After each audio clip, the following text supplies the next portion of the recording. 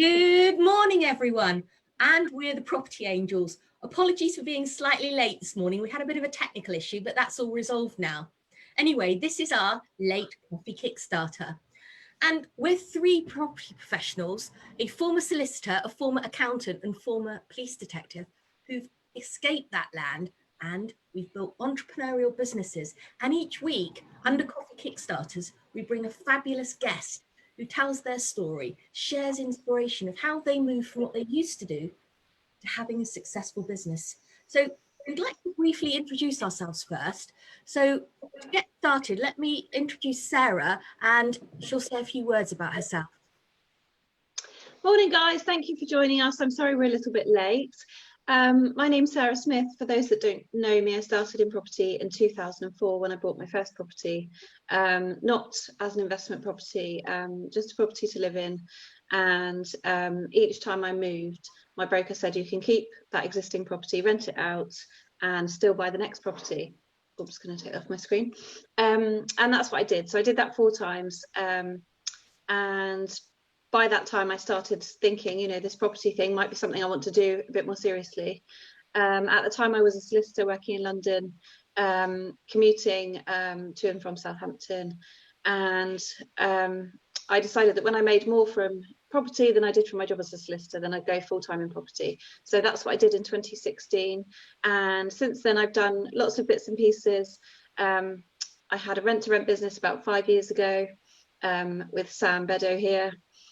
We've also done a few things, flips, title splits, but mainly I focus on single lets and HMOs, building my own portfolio and helping others do the same.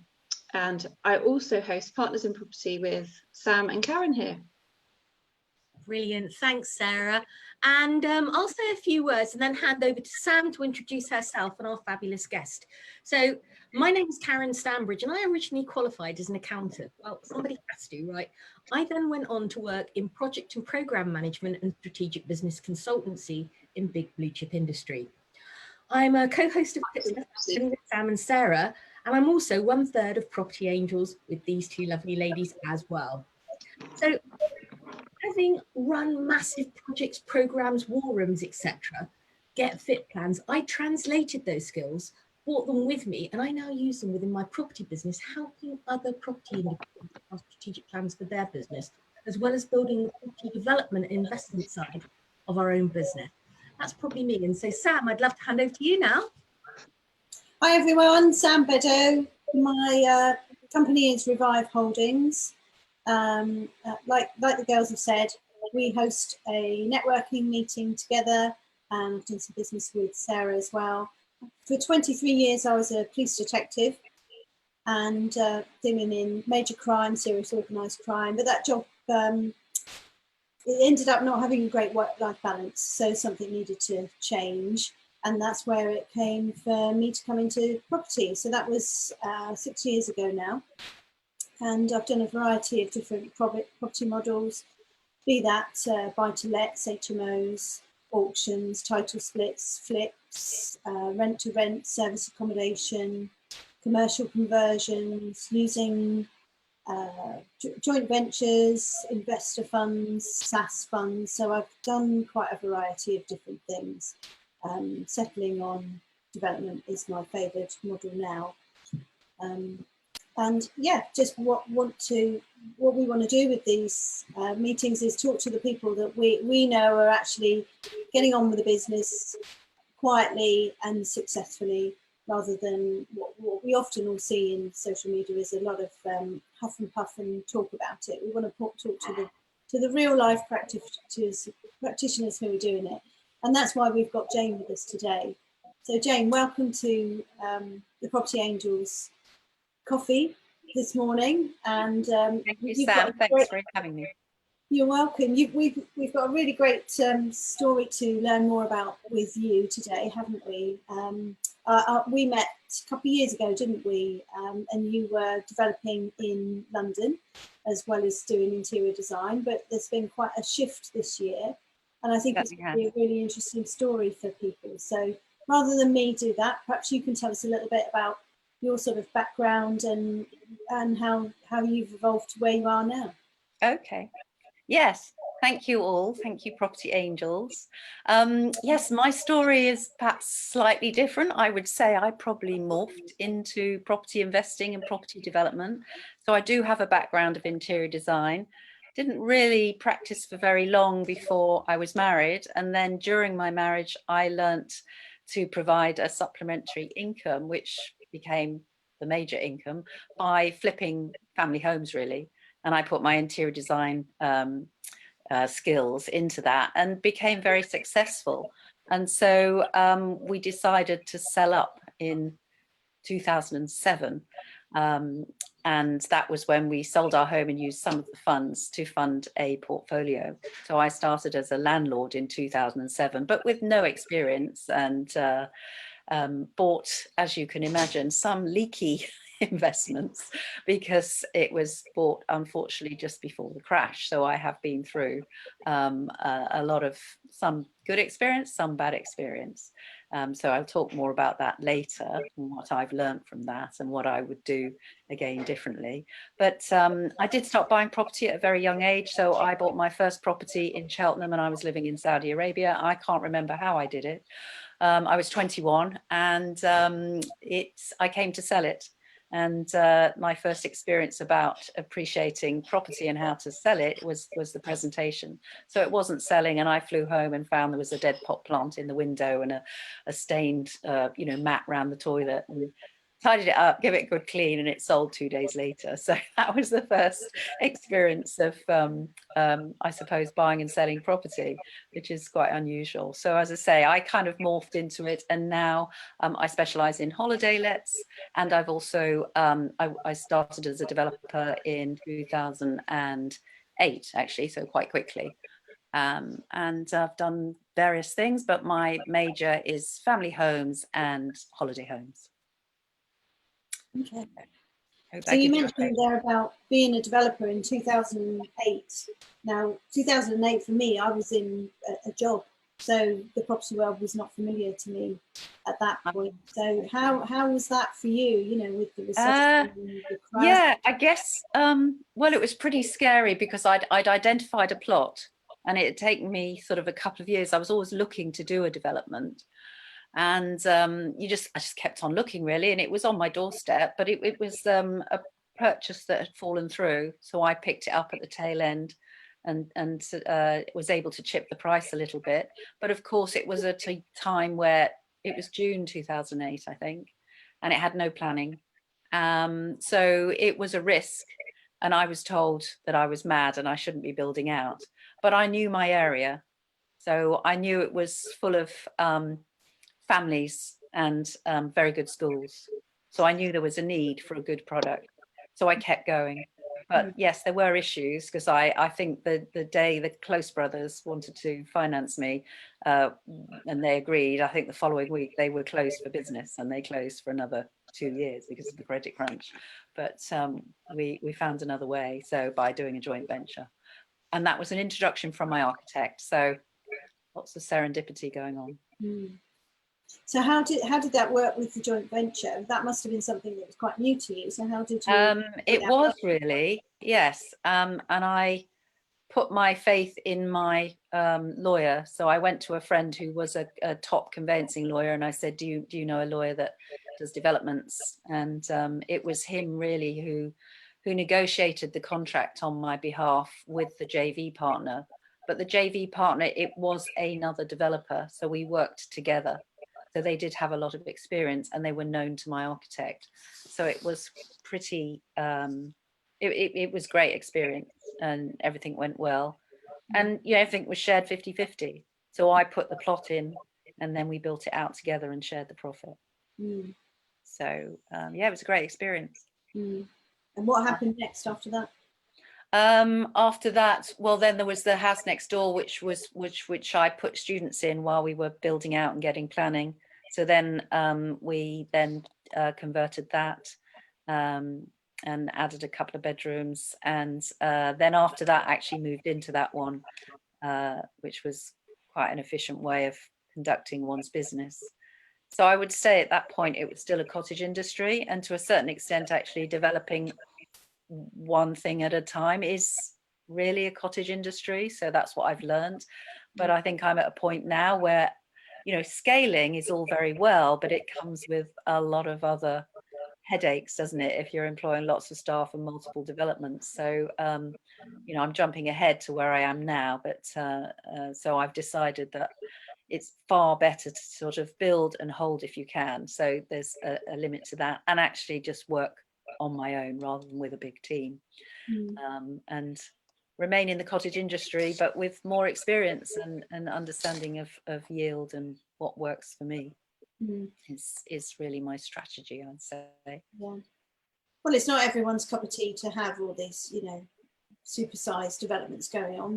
What comes with that is a hell of a lot of risk, isn't it? Yes, a lot of risk. For everyone. Yeah. I think they say, don't they, 50% of developers do go bust, and I don't want to be in that 50%. So I think there's been bits and pieces going on, recently because of the slowdown with the virus, etc. But it was an overheated market. So I just think whatever we experienced, nobody knew the virus was going to come and change our world, but there was need for change. So something does come in, and I think what I've learned is try and be aware, stay aware of your own mindset and aware of the market. So it's a double awareness is something that I've learned is really key. But it's the hardest thing to do, to be aware of who you are and how you're behaving within your sector, your market, and generally. So you've mentioned about the lockdown there. Tell us how that's impacted on the way business is now. Okay, yeah. Well, that's quite a story. So I'm going through a divorce. It's just taking a long time because it's splitting up a investment portfolio. But I met a partner a couple of years ago, and we decided when my second son was 18 that we would move away to the southeast coast where I have some holiday lets. And we decided to buy a business which provided a steady income stream, because I thought, right, that's what I need, a steady income stream. And this property had a little bit of development opportunity. I could add a couple of holiday lets at the back, and the building needed an update, but the building was a tea room. So I went off to look for, my idea was a large B&B or a small hotel, but we fell in love with this because it had a lovely living accommodation. So it was a lifestyle choice as well, that we would run a business which had some holiday lets, but this business of a tea room obviously didn't really go well with the coronavirus. So I was selling another holiday let, lost a buyer before Christmas, found another one sort of a week later, and they were slowing us up because they'd lost their sale in London, blah blah blah. And then we came to sort of beginning mid-March, and we hadn't exchanged. And then I was hearing all sorts of news about the virus, and asking my sister, what do you think, they had still said go ahead, but I was being stalled by the buyer, and thank God. So obviously we decided that buying a tea room in the coronavirus lockdown was just not possible. So we had a going concern loan with the bank, with a high street bank. So this is a very different loan to a development finance loan. So it's based on the business. So I was buying the real estate, which was a mixed use building. So that was a tea room. I forget, is that A3 and C3, or was it A1 and C3? So it was a mixed use building, and it was, so the loan was based on the income. So it was already doing 100,000 profit each year. So that was obviously a big attraction to me at the time, I thought. But what I didn't consider, my mindset was focused on that income and thinking that's great, that's a level income. And then the property development, I would cherry pick the pieces that came to me. And have an easier life. But yes, as I said, during lockdown, we decided to back out the tea room. It just wasn't worth it. Didn't even actually ask the bank if they were still lending on that, but they were too busy to even talk to me because they were doing grants and bounce back loans and etc., as you can imagine. So the broker said the banks won't be really interested in going concern loans at the moment. And we thought, well, about the virus could come back in sort of November, December, right when our income would be low, and the income in the summer, because it's a seasonal place, it's right on the cliff tops on the southeast coast, this tea room. So we thought the income could be halved or less, and we were new to the business. So come lockdown, we were already moving out of our London home, and that was just a rental. So we decided overnight, after taking about 30 years, whether I move out of London or not, overnight decided to move down to the southeast coast into my holiday let and do some maintenance work on it while it was, while there were no guests in it. And it's a rustic sort of cottage, and it needed quite a bit of TLC, really.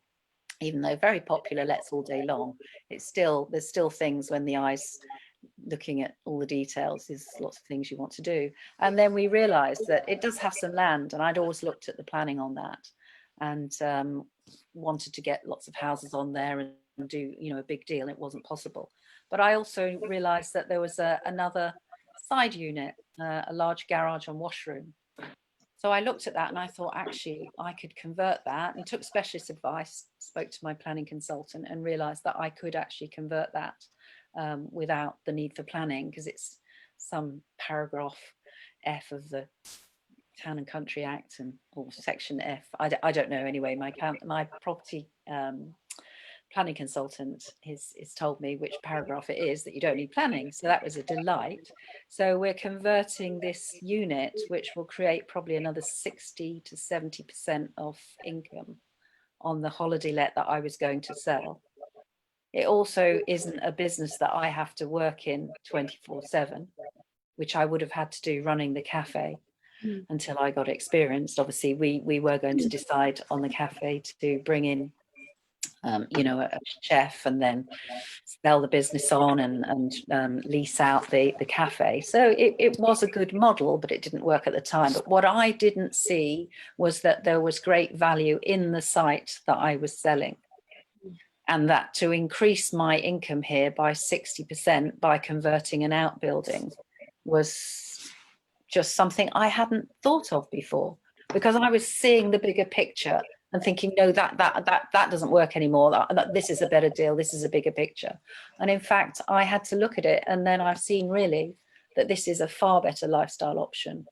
So I'm going to do that. And I've also identified a small online business, which is something to do with cosmetics, actually. And it's a lovely sort of tropical type product that I could put into my holiday lets, because I have a couple more. So that's a diversification which has a connection. So instead of sort of thinking, oh, what other business can I have to support that? Because I'm now into multiple income streams. I think that does work if you want to stay as a small developer, because it stops you going after a deal that doesn't really stack up. It stops you thinking, I see so many people who budget and they look along the lines, and if that bottom line figure doesn't quite work, they manipulate a kitchen budget or I don't know, or the builder's budget, and then make it work. And actually you come to build out, and I'm sure things do always, something goes wrong and something costs more, whether that's a delay in time and money, or a material going up, or an error, or a builder running off, etc. Something always happens on a development. There's always whatever it is, there's some problem, and I have experienced that on one development, which I can tell you about later. So sorry, I'm rambling on. I hope I'm making sense. And I think you've also got some space on the plot, haven't you, that you've got some ideas on?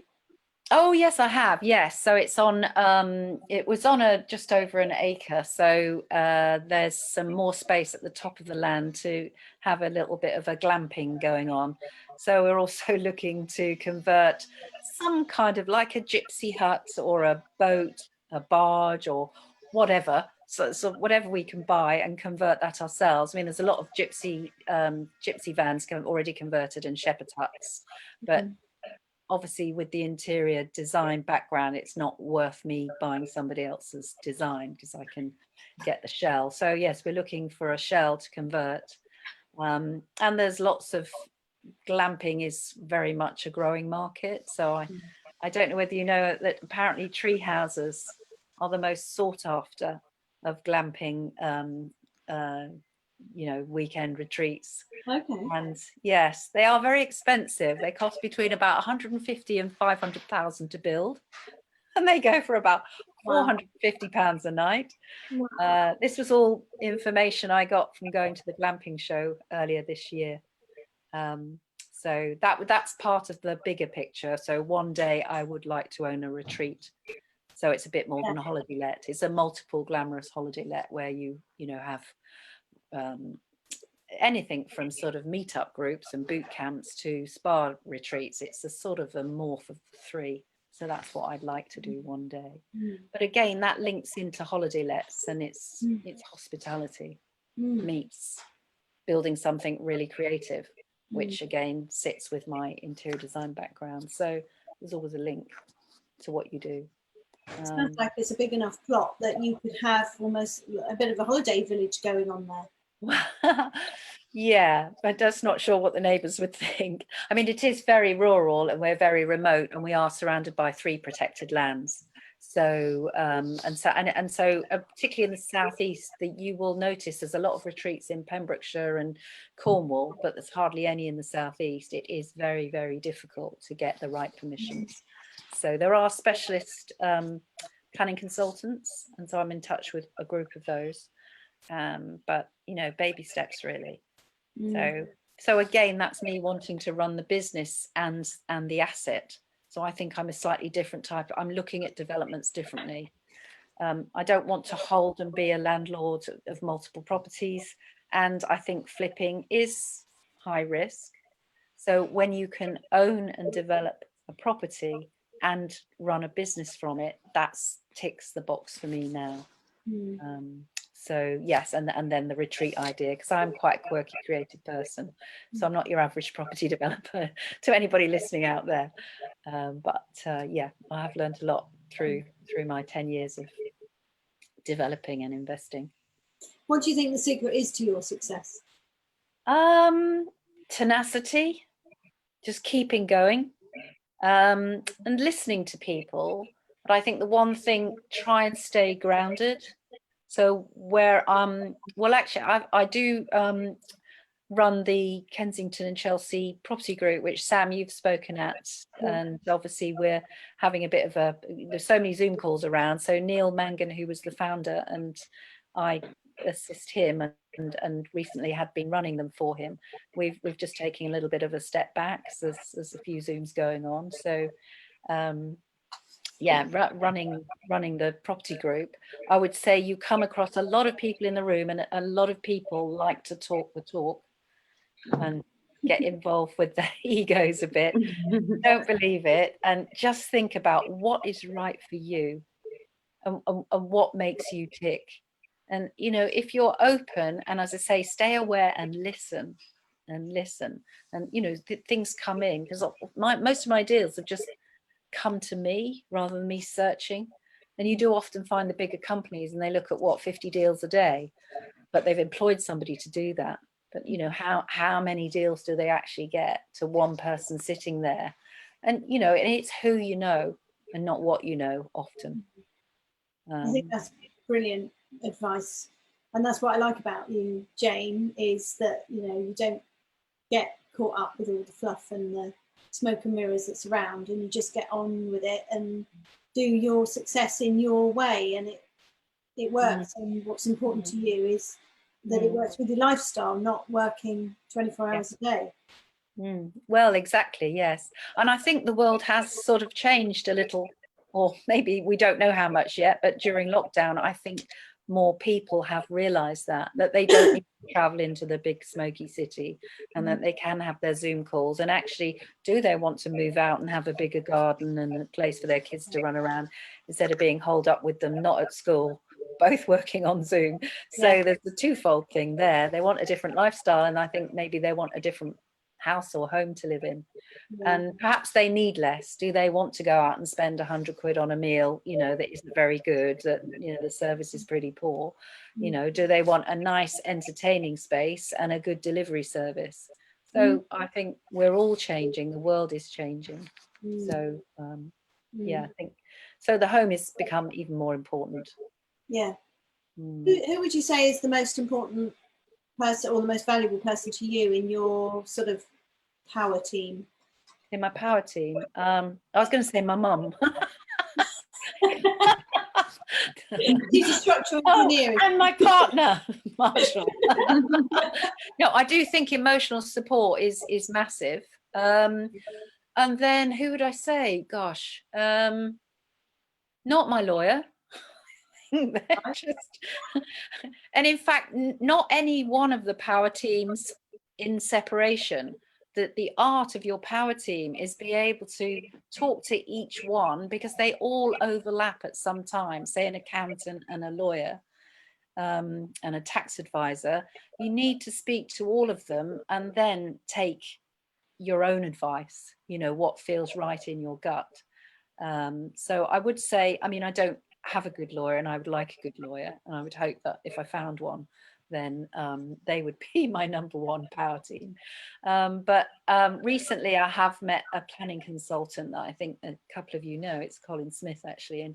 And I think a planning consultant is probably the most powerful when you're looking to develop, because, you know, they're so specialized. They can get you through some hoops that would reject you on. So especially this week, where there's been an awful lot of change in planning. Yeah. And they're all sort of getting their head around it at the moment, but there's going to be plenty of opportunities for us all to be looking at things, looking at buildings in a different way now. Yes, exactly. Yes, it's really opened up.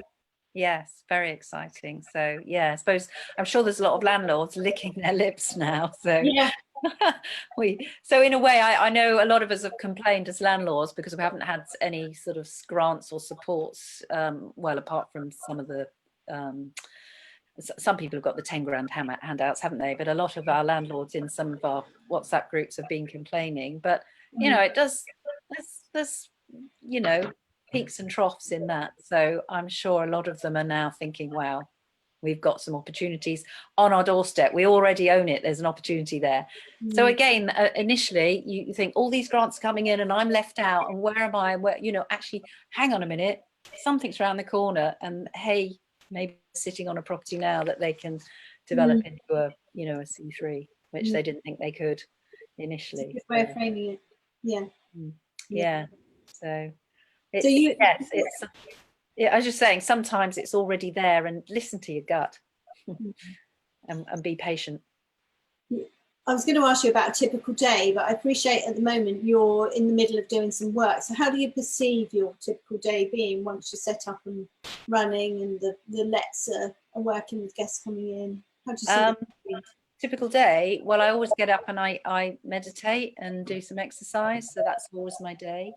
And then I do have the list, which inevitably, you know, it stays the same length, and not always the first one gets ticked off. So I think that's one thing I'm going to change, is make sure that list, the top 3, get done every day. So and then I will look for developments, but by that I will just be out and about speaking to more people. And because I'm now living locally down on the southeast coast, so we're staying down here, and I think there's more opportunity down here than if you want to succeed up in London. I was living in the outskirts of London in Kingston. I think then perhaps you do need multiple projects and a much bigger team. So working down here, I'm just going to be talking to local agents and to the local shop owners, etc. So that will be part of my day every day, getting out and about, just talking to people, seeing who's doing what. Building relationships. Building relationships. Certainly. So, and the dreaded social media, that's something that I need to do more of, which Sam knows I'm not very good at. Nor tech. There's pros and cons of that, isn't it? Yeah, I'd like my day not to be taken up by so much of the tech, really, or do a little bit and do it well. But that's a struggle for me. What you've said about building the relationships, you know, meaningful face-to-face relationships, is going to bear you far more fruit than spouting out on social media. Absolutely. Well, I do tend to agree. I think if you want a brand, or if you're trying to sell something, I mean, this other sideline business, there'll be a little bit of that. But again, it's relationships, Yeah. because you don't know what you're going to hear or say from somebody. You go and ask them about A, and you learn all about X, Y, and Z. So, yeah, totally agree. Sarah, Karen, have you got some questions that you'd like to ask Jane? I'm conscious I've been asking all the questions. Yeah, I've got a quick one.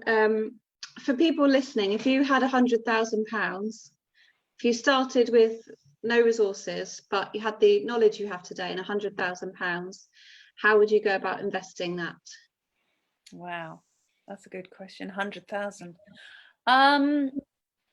I think I would go and look for a mixed use block and follow this new, see if I can create a business and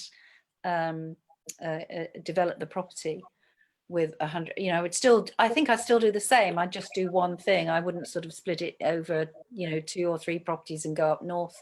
No, I'd stay in my area. I would put some of it to perhaps taking on a mentor, which I didn't do when I first started. So I bought quite a few properties, and then the credit crunch happened.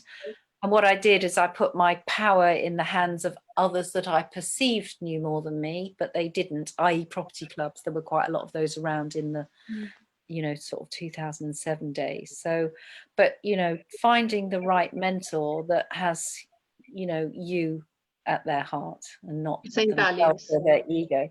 Sorry, the same values. Say again. That they have the same values. The same values. Yeah. Okay, that's great. And yes, so I would agree. Oh, I think there's a delay. Yeah.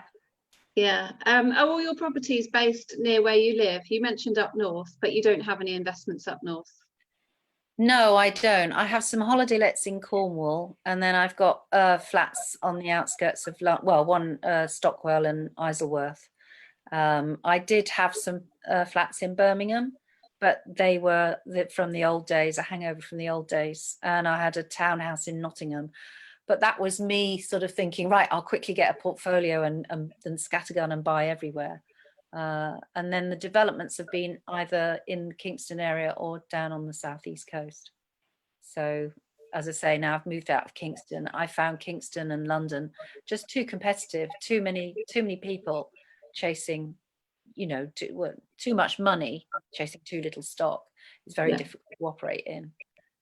So unless you've got a bold hold strategy, I think it's really hard. Or unless you can just buy, and hold. So you've got a lot of investors behind you. You're buying a lot of stock. But there are a few developers that have done that, and they've had a lot of money from the city plowing in, and they've just bought and bought and bought, and it hasn't worked either. So I won't mention any names, but. And in terms of a resource, if you could recommend one resource that's fundamental to your success or your everyday work, it could be a book or an app or a podcast. What could you recommend? Actually, I love my WhatsApp group. So I've got 3 WhatsApp groups, one of which is Partners in Property, which you guys run. I just think that's an amazing amount of information that you can get. One message and you come back with 2 or 3 comments, similar comments, and then you might have a sideball comment, but just a fantastic on the ground experience, and not experience from what sometimes I say these professionals who are covering their backsides and they give you a blanket answer, which is no good. So that's great. So I have 3 main groups really. One's more of a women's group, and it's quite social media stroke development. I think Partners in Property is very much more landlords, and then there's Developers Boardroom, which are more the bigger developers. So I've sort of got my ear to 3 different groups in what I'd say 3 different sectors, although they're all property investors. I don't read many books because I'm quite dyslexic. So I can't remember the last full book I read. I've got a pile sitting up here by my desk. And I tend to dip into sort of factual books. But the other thing I have done not recently, but I did do a lot of it, say 3-4 years ago. Over a couple of years, I did some self-development work, and that was through Landmark, which I found that was great, and that brought me to understand meditation really well, and that really centers you and starts you off well in every day, I would say. Yeah, I think Sam's done Landmark and I've done Landmark. Oh, okay. Yeah, brilliant. Yeah. Again, I'd like to say about Landmark, because people listening, I'm sure some people have heard of it, and some people absolutely hate it, and they hate the way they sell, etc. Do you, Karen? You hate it? Just snakes, NLP tactics, not my thing at all.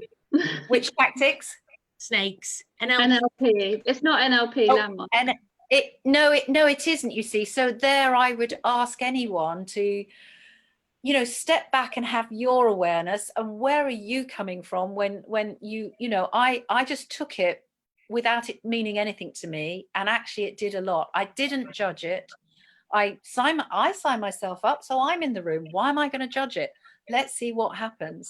Listen and wait to see how you feel, and deal with how you and your awareness of everything and everybody around you. And I got a lot out of it. I'm not somebody that goes back there and it keeps doing it. At the moment, I've done it. It was great. I got a lot out of it. I can see things that people don't like about it. It doesn't matter. I've got something good out of it, and I'm happy with that. And that's good. If it works for you, brilliant. I think I've heard both sides. Excuse me, sorry. I know people that absolutely love it, but I know people that went and thought they were praying mantis and backed away. So I've seen what I've seen. I've read up about it, and I know it's not for me, so I won't even dip my toe in. Okay. And if it brings value, fabulous. That's really, really great. It's about seeing what works for you and taking the value out of it. Yeah, exactly. I think you just got to go with the flow, haven't you? That's why I listen to people who come to the the property networking, and what's my model? Well, and they're considering like rent to rent and HMOs and single lets and development. Well, you've got to see what works for you, and just keep everything close to your heart. Talk to people and see what happens, instead of going out there with the doing it all in your head. It's very difficult to make that decision as a newbie. Totally agree. And everyone's style of learning is different. Some people like to shadow learn. Some people will learn from books. Sadly, some people just rote learn, then can't apply it in reality. But it's about the method that works for you to actually build the substance. So you're doing knowledge. Well, that's a good point, Karen. So some people do learn by rote, but know that you then learn by rote and know what those downfalls are, and then pick maybe a mentor that doesn't learn by rote, but they do something else and they can support you in that way. So just have an awareness of who you are and what you need, and being able to apply it is a key thing, I think. So something I heard you say, and I love that, because I mean, we've spoken about this before. It's the fact that you're actually sweating your own assets. And I've been with you on some of the calls where you were searching for sites, and it's really good that you've holistically looked at your existing portfolio to sweat what you've got. Yes. Yeah, good term. Sweat the assets. Yeah. Absolutely. And it might be you find once you've completed this project, you've got other stuff you own that you can somehow sweat by maybe squeezing the space or maximizing the space. Do you have loft space that you can utilize? All kinds of stuff like that, and bringing in your interior design to further sweat what you've got. Yeah, exactly. Yeah, instead of always looking out, kind of look in a bit, or hang on a minute, well, how can I do this without that? I don't necessarily need that. That's giving me trouble, that site. So that's come back to like when you're trying to manipulate numbers to make a site work, because you think, oh no, I've got to have this one.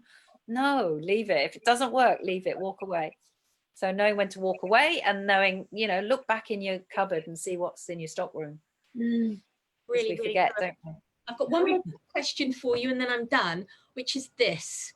So, I mean, I know you've had your searches looking for property, and I'm so glad that you've got this development right now.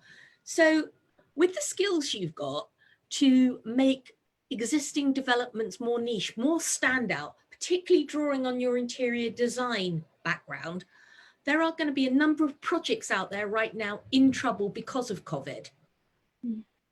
Have you considered leveraging your skills to help them as a service move those properties on by making them stand out, by drawing the customers to them? I haven't, to be honest, because I find, you know, introducing yourself and working with people like that, if they don't want to see it, they don't want to see it. So, I mean, if somebody comes and asks for my help, then I would certainly consider it. But I haven't put myself out there to do it because I've got such a vision, and I can see it from really, you know, when it's an ugly duckling, that's where my skills work best. I'm not the soft, touchy feely cushions and throws interior designer. I can do it and I like it, but I do it in such a quirky way as well. That's why holiday lets really work. So I think if somebody came with a string of holiday lets and they needed updating, or a shabby hotel that wants a boutique makeover, then yeah, that might be different. But I think there's a lot of people and a lot of products around now that you can dress these show flats and make them work. So, but perhaps you didn't mean that, you meant quirkiness.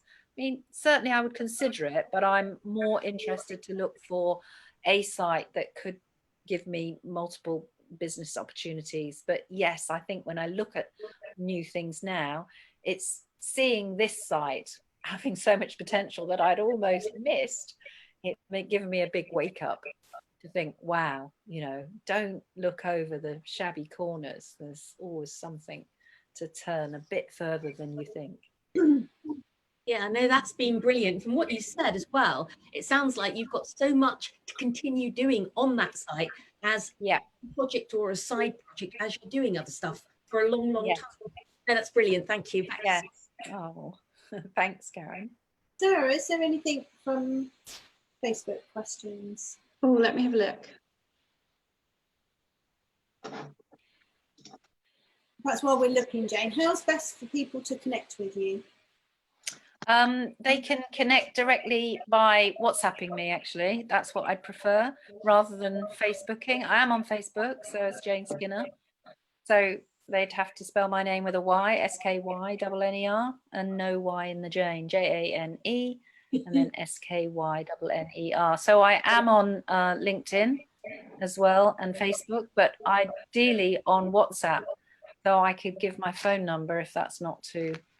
Yeah, do you want to say it out, and then you can also put it in the comment. We'll put it in the comments in Facebook. Yeah, okay. So it's 07970 515 410. So that's the best way to WhatsApp me. I'm a bit of a phone or text. We do have quite a few questions here, and Vicky Chamberlain has asked, do you physically write your goals down, or do you just go with the flow? A bit of both, but it's the meditation that just you know, for one day at a time, that settles what I do each day. I do think yeah, a 5-year plan is really good, and then putting that down to 1, 2, 3, 4, 5 years. But I don't do but then I do the daily meditation, so a bit of both really, Richard. Is that a bit of the miracle morning style? Yes. Yeah. Yes. Yeah, miracle. Yes, miracle. You're not up at 5 o'clock, Jane, are you? Hey? You're not up at 5 o'clock, are you? Oh, no. I start my day later and I finish later. So yeah. I'm usually there till about 8 o'clock in the evening. But no, Sam knows that so miracle morning starts at like 8 o'clock. Okay. Miracle lunchtime. Yeah. Any others, Sarah? There are lots of comments, but I'm having trouble seeing them all, which just seems to be a theme of today, having tech issues, doesn't it? Well, maybe we could take a look at them afterwards, Jane. If you can have a look on our page and perhaps answer. We can tag you in them so you could answer them. Okay. Would that be okay? Yeah, I think so. I can help you. Sam, can you? Thanks, Sam. Yeah. Well, it's been great to hear about your current project and what your plans are for it. And like Karen said about sweating the asset and looking at what you've already got and making the best of it is fabulous. And especially in the current climate with, you know, people not being so keen to go away. Well, that's right. Yeah, I think the staycation is here to stay. And that's another thing about holiday lets. I mean, I would always advise, if you want to fill them, you know, every week of the year, be within 2 hours drive of London. So that's why my southeast coast holiday lets do better than the Cornish holiday lets. So Cornwall, unless you've got the most beautiful thing with the most beautiful ocean view, then you might get 40 weeks a year, but Cornwall is usually 20 to 26 weeks a year let, whereas here I get about 49, 50 weeks a year. So it's a big difference. So and the new Sleep 2 development is the Surfers Shack. So and we're right near a kite surfing beach, so it's going to be called the Surf Shack. So we'll get a slightly different clientele. When are you going to be ready for guests? Probably, hopefully, in about 3 weeks' time, 2 to 3 weeks. I mean, it should be finished by the end of next week, but I'm moving house as well, so. Well, I So know a lot going on. I know you've got a team outside waiting for you for instruction from you in the shack, so we'll let you go.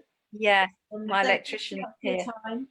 Okay, thank you all. Thanks for inviting me. It's been really lovely, and lots of good luck for all your speakers in the future. And I shall be listening in now. Yes, it's been fantastic. Thank you, Jane. Thanks, Jane. Thank you. See you later. Bye.